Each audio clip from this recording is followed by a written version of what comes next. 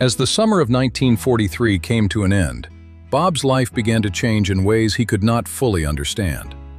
For most of his childhood, he had lived out on the farm northwest of Jayton, Texas, where the days were filled with chores, cotton fields, milk cows, dirt roads, and the familiar rhythm of country life. But now, his daddy Gordon had decided to quit farming and move the family into town. At first, Bob was excited.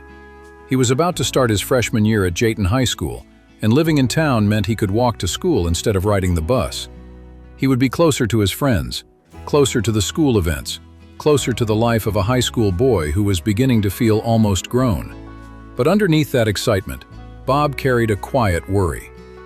For some time, he had known that his mother and daddy were not happy. At night, back on the farm, he had often lain awake in his room, hearing harsh words drift through the thin walls. He tried to forget it the next morning. He tried to hope things would be better. But even during the day, he could sometimes see the hurt in their eyes. And like children often do, he wished there was something he could do to make everything right again. When the family moved into Jayton, they rented the front part of a house that belonged to a widow lady named Thelma Morgan. She lived in the back part of the house, and Bob's family settled into the front. Bob even had a room of his own down in the basement. It was quiet there, and because he could no longer hear the quarrels, he hoped, with all his heart, that maybe things were finally getting better. So Bob began his freshman year as a Jayton High School student and a city boy all at the same time. It was a big change.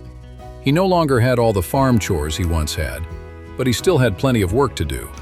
The family had brought their cow to town, and every morning before school, Bob milked her, carried the fresh milk to the kitchen, and helped his mother pour it into clean quart bottles.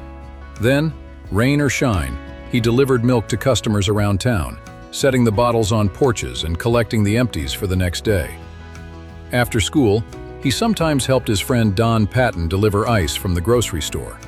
Between work and school, Bob stayed busy, but no amount of busyness could hide the truth for long.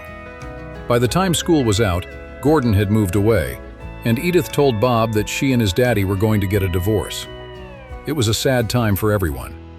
Gordon moved to Snyder, Texas, where he worked clearing mesquite trees from the land. Bob did not see him very often that summer, and he missed him terribly. Then, late that summer, Edith decided that she and Bob would move to Abilene, where she could find work. Abilene. To Bob, it felt like another world. Jayton was home. His friends were there.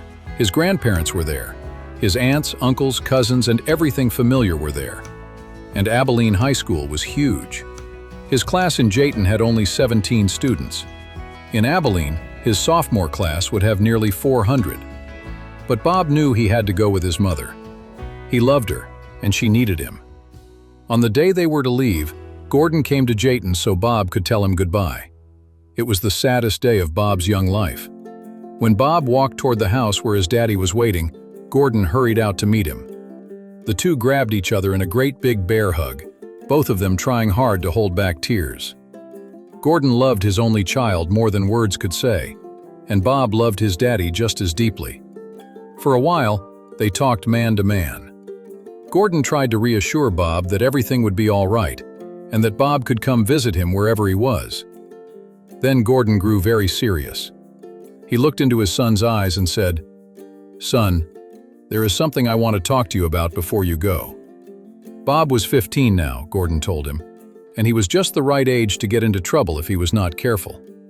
There were boys his age who had started drinking, and Gordon warned him that whiskey and beer could lead a young man places he should not go, and into things he should not do. Then Gordon made his son a promise. "If you'll promise me you won't ever take a drink," he said, "I'll never take another drink as long as I live. I'll give you my word." Bob knew his daddy meant it. Gordon was not a man to give his word lightly, and Bob knew there were already boys his age who had gotten into trouble because of drinking. He did not have to think long. "Okay, Daddy," he said. "You have a deal." Gordon reached out his right hand. Bob took it, and as all gentlemen do, father and son shook hands. That handshake sealed a pact between them, one made in love, in sorrow, and in the hope that even through heartbreak, something good could still be held firm. From that day forward, Neither Gordon nor Bob ever took a drink. Soon after, Bob moved to Abilene with his mother. He was scared to death when he started Abilene High School, but before long, he discovered it was not so bad after all. He made friends. He worked after school and on weekends, and because of his wonderful singing voice, he earned a place in the Abilene High School a cappella choir. It was an opportunity he never would have had in Jayton. Life had changed. Some of it had hurt deeply. But Bob learned early how to carry responsibility, how to keep his word, and how to make the best of what came his way. Bob always knew he had the love of his mother and daddy.